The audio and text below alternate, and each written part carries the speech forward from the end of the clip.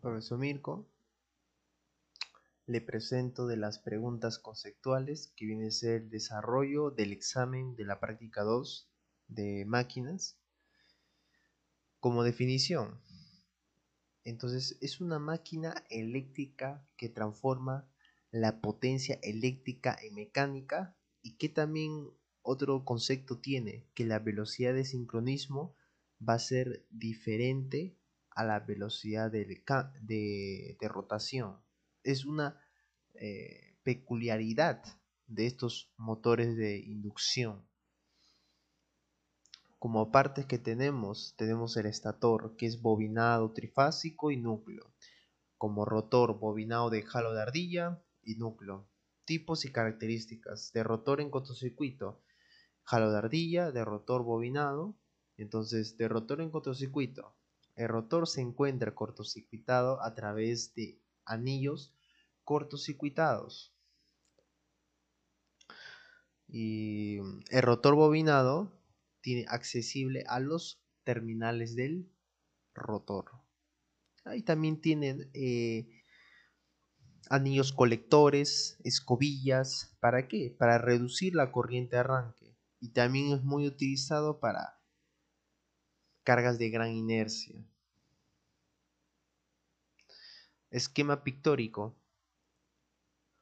Se muestra el esquema pictórico, el tablero de transferencia, tensión de línea 460 a una frecuencia de 60 Hz, la potencia eléctrica, que es la potencia mecánica entre la eficiencia, la corriente nominal, aquí es un valor cualquiera que estamos poniendo, pero la nominal, la temperatura ambiente. Claro, los motores a una temperatura ambiente de 40 grados Celsius, lo clásico en su placa de datos.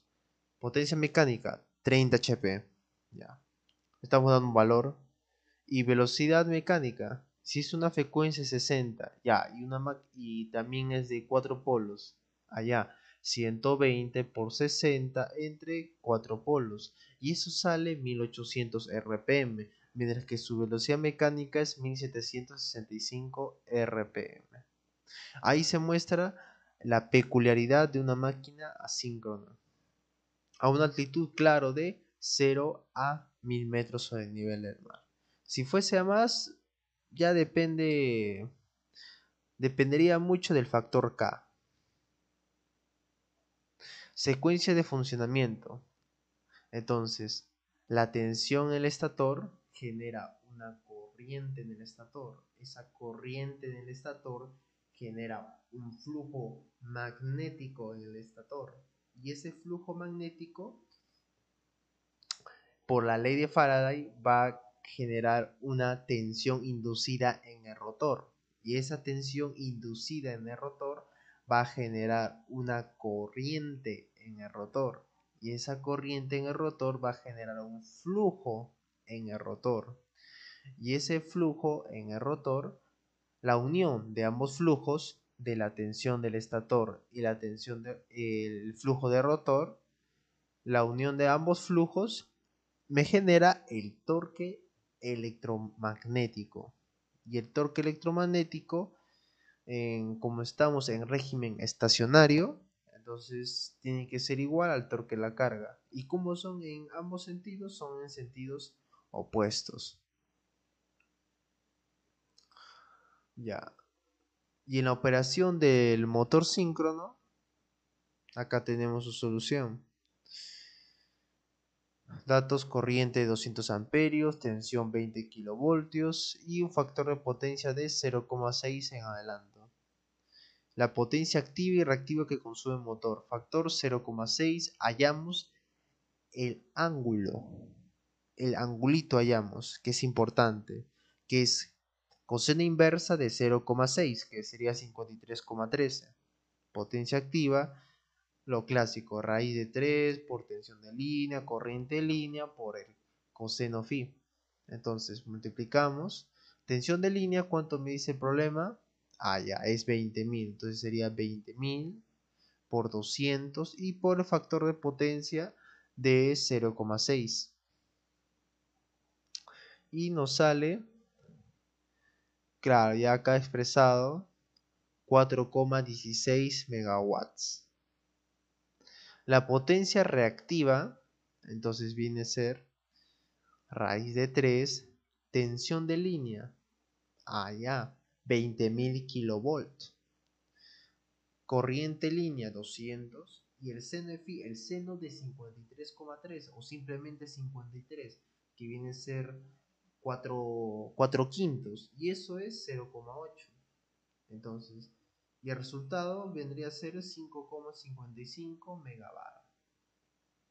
Potencia útil del motor con el rendimiento del 80%.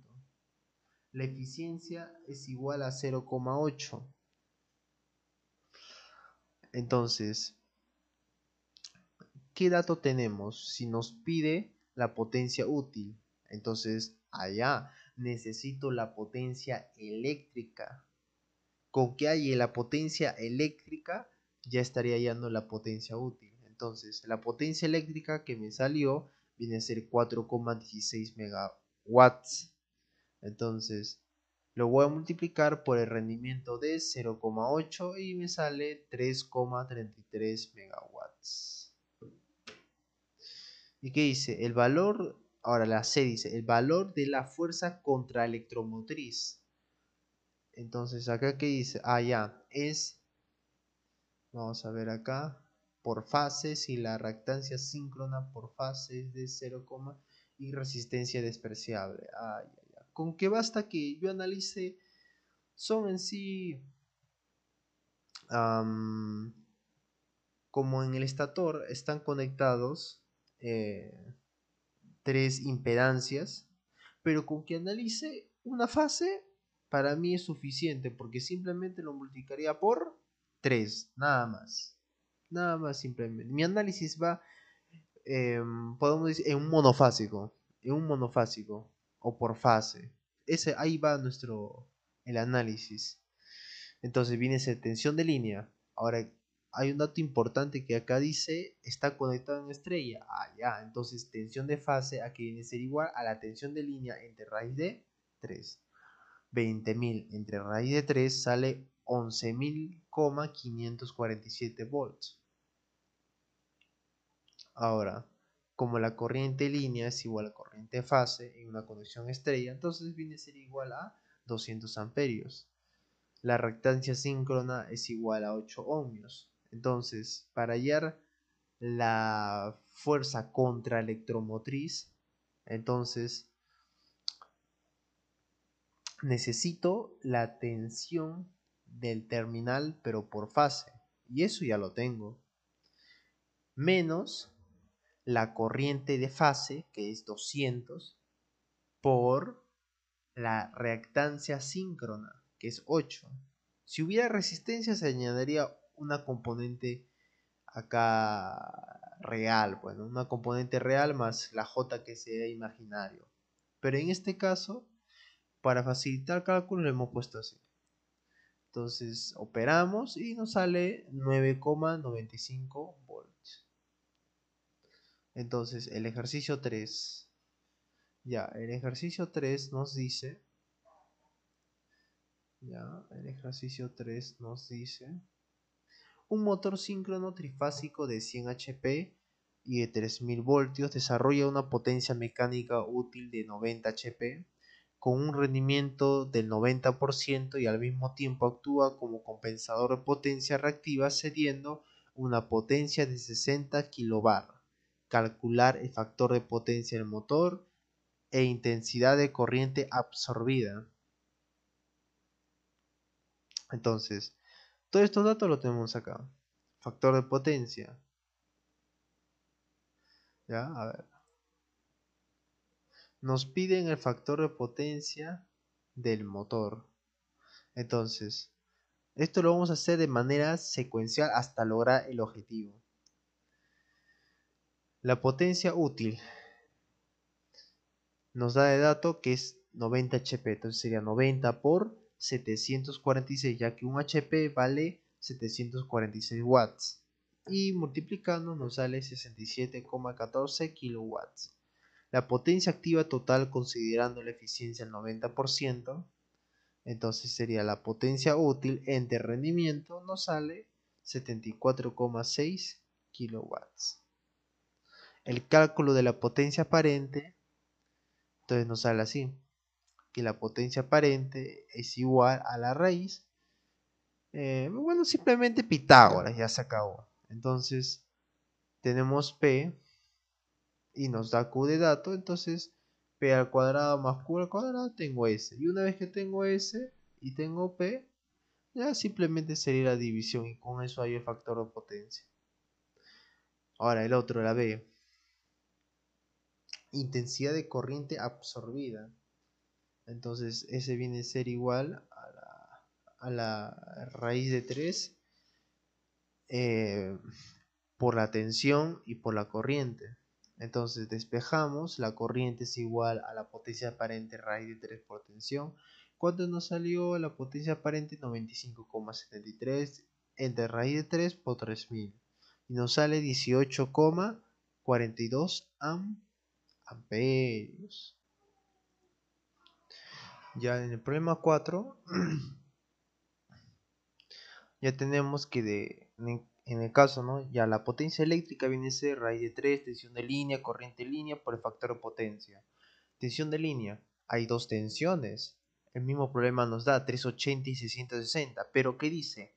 En vacío se conecta a una línea trifásica de 380, o sea, nosotros ya interpretamos que la tensión nominal a la que trabaja el motor es a 380, frecuencia 60 Hz, a una corriente vacío, claro, de 3,7 y con su factor de potencia que es normal de su factor de potencia pequeño cuando trabajan en vacío. Entonces operamos y nos sale esta cantidad. Ahora, momento de rotación nominal. Si ponemos, ¿no?, la curva con la que trabaja el motor de inducción, va a tener un punto nominal, la cual esa velocidad, ¿ya? La velocidad que va a tener va a ser menor a la velocidad de sincronismo. Porque ¿cuándo va a ser igual? Cuando sea el torque cero. Entonces, pero en el momento de rotación nominal va a tener un torque, como también va a tener una velocidad, ¿ya? Pero esa velocidad va a ser distinta a la velocidad nominal, a la velocidad síncrona, digo. Entonces, la potencia útil es que nos da la placa de datos, 12.000 watts, entre 2pi por, en caso, como es frecuencia, pero la frecuencia se expresa en número de vueltas por segundo. Entonces, número de vueltas es 1690 entre 60. Entonces, nos sale momento útil 67,81 Newton metro. Ahora, las pérdidas por rotación despreciando los efectos Joule. Entonces, me pide las pérdidas en vacío. Entonces, raíz de 3 por la tensión nominal, corriente vacío por el coseno de el ángulo en vacío. Entonces 380, 3,7 y por el 0,26 y nos sale esta cantidad. Ahora, la potencia mecánica desarrollada resulta de la potencia absorbida, ya la potencia eléctrica y en el caso serían las pérdidas y claro, no son las pérdidas del rotor, porque dice pérdidas por rotación. El estator no rota, el estator es fijo. ¿Quién hace, de dónde hay esas pérdidas? Es la de rotor. Entonces, 0,63 kilowatts. Entonces restamos, la pérdida mecánica sería 12,23 kilowatts. Deslizamiento es 1800 menos 1690 entre 1800 por 100% sale 6,11%. Potencia electromagnética, que la potencia electromagnética es la potencia absorbida menos las pérdidas de vacío. Entonces, o que es la potencia suministrada a rotor, que también equivale. Entonces, 12,86 kilowatts menos 0,63 kilowatts. Nos sale 12,23 kilowatts. La potencia pérdida de vanado de estator, por ahora desconozco. Ahora paso al otro. Potencia pérdida en el devanado de rotor, allá. Entonces se cumple de que la potencia de pérdida en el devanado de rotor es igual al deslizamiento por la pérdida de rotor, o por la potencia de rotor. Entonces sería 6,11 entre 100 por 12,23 kilowatts, y esto resulta 0,75 kilowatts. Ahora, Pregunta 5 nos dice la cantidad de ranuras. La cantidad de ranuras es 60 de acá, pues. Entonces, nos vamos para acá. Nos dice, son 60 ranuras. 60 ranuras, tipo de condición de grupo de bobinas consecutivos, cantidad de polos son 8, grupos por fase son 4, bobinas por grupo son 2,5, bobinas por fase 10, bobinas totales de las tres fases son 10 por 3, 30. Ya, grupos por fase, que viene a ser eh, la cantidad de pares de polos. O sea, si nuestra cantidad de polos nos salió 8, la mitad, 4. Bobinas por grupo. Entonces, las bobinas por grupo, cuando se trata de polos consecutivos, tiene esta fórmula, ¿ya? Que viene a ser acá, que es 60 ranuras, entre 8 por como es trifásico, entonces serían 3, ¿no? Entonces son 3 fases. Entonces nos sale 2,5. Entonces, ahora el número de grupos de bobinas. Entonces, para polos consecutivos, entonces viene a ser esto, que los grupos de bobinas vienen a ser definidos por P por Q. ¿Quién es P? Los cantidad de pares de polos, que vienen a ser la mitad de los polos, y la mitad de los polos, que es 4. Q, que es 3, 12 grupos de bobinas. Amplitud. La amplitud del grupo M1 viene a ser, claro, el Q, que vendría a ser de las tres fases, pero menos 1, entre de lo que haya sido bobina por grupo. En caso es, acá es por 3 y acá es por 2. ¿Por qué? Acá viene la gran pregunta, ¿por qué? Porque para esta fase tiene 3, el S tiene 2, para este tiene 3 y para este tiene 2. Este es análisis en una fase. Ahora la otra fase está ya, entonces acá en caso es a revés. Esta tiene 2, esta tiene 3, esta tiene 2 y esta tiene 3. Y para W tiene 3, tiene 2, tiene 3, tiene 2. Como que va variando, entonces entre 3 y 2. ¿Ya? Entonces, acá por eso se le ha puesto, como es 2,5, entonces un número comprendido entre ahí, pues, ¿no? Entonces, como es un G1, hay a 3. Entonces, el 3 le hemos puesto para acá y acá en este caso son 2. Y esto indica que son 6 ranuras libres y en el otro 4 ranuras libres. Y acá podemos ver, a ver, cuántas ranuras está dejando libre, digamos, por esta fase. O acá, a ver, 1, 2, 3, 4, 5. Ya, de igual manera acá 1, 2, 3, 4. Y es, me parece, la cantidad de 3 menos 8, pero más 1. O a ver, 3, 4. Ajá. 1, 2, 3, 4, 5, ¿ya ves? Claro, son 5. 1, 2, 3, 4, 5. Son 5. Por eso dice acá 5, 6, ¿no? Ya por un... entre 5, 6, pero son valores cercanos, ¿no? Eso hace referencia a las ranuras libres que se le está dejando. Ya, y continuamos. Bobinas totales de las tres fases. Bobinas totales vienen a ser 10 por 3, 30 bobinas. Ya que son acá, ¿no? Acá son una fase son 10 y como son tres fases por 3, 30 bobinas.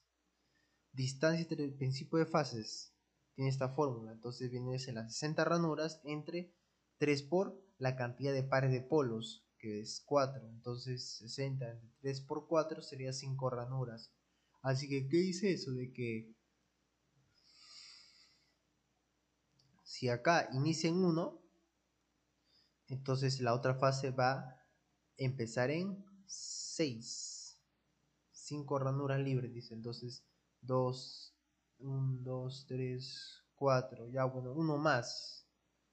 Los 5 ranuras. O sea, es como que el siguiente la ranura. Entonces por eso comienza en 6. De igual manera, ¿no? El otro, 5 ranuras libres. ¡Pac! Y comienza W. Y así es. Empieza acá, ya empieza acá a haber 5 ranuras libres y empieza el otro. Y así es secuencial. Empieza acá, claro, 5 ranuras libres y empieza el otro. Así, así. Va así aumentando, aumentando. Ya, bueno, acá tenemos un avance nomás. De que vendría a ser acá hasta 60 y viendo cómo es el campo, ¿no? De acuerdo al diagramita de acá nomás que es, las flechitas como el campo entra en U, ¿no? Acá no me di cuenta que entra en U, entra en V, solo que me doble lo que sale. Y entonces de esto es lo que yo acá analizo, pues, ¿no? Entonces, acá es entrante, entrante. Ya, y eso lo voy completando en mi diagrama circular. Entonces, profesor, eso sería todo. Muchas gracias.